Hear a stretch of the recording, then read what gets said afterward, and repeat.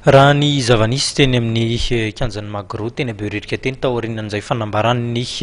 filoha teo aloha andriamatoa marika Ravalomanana ny fanohanan'ny ankolafy Ravalomanana ny docteur Jean-Louis Robinson amin'ny fifidianana filoham-pirenena dia tsikaritra fa nisy ny tsy fidian-kevitra ary samy nanana ny nandraisany azy ireo mpomba ny filoha teo aloha raha antsika toy izao manaraka izao ny akon'izay.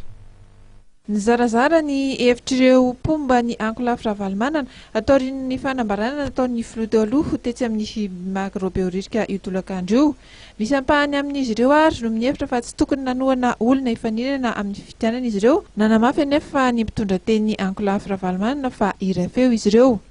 Rehefa mandalo toerana anankiray ianao ka misy sapana tsy maintsy mieritreritra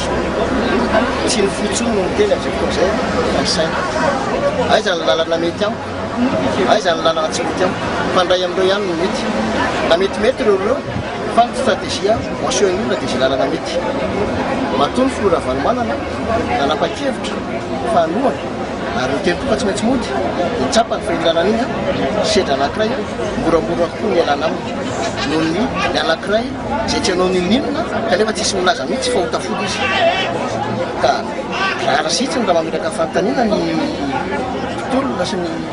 mpiaraka amin'ny andriamatoa marika Ravalomanana fa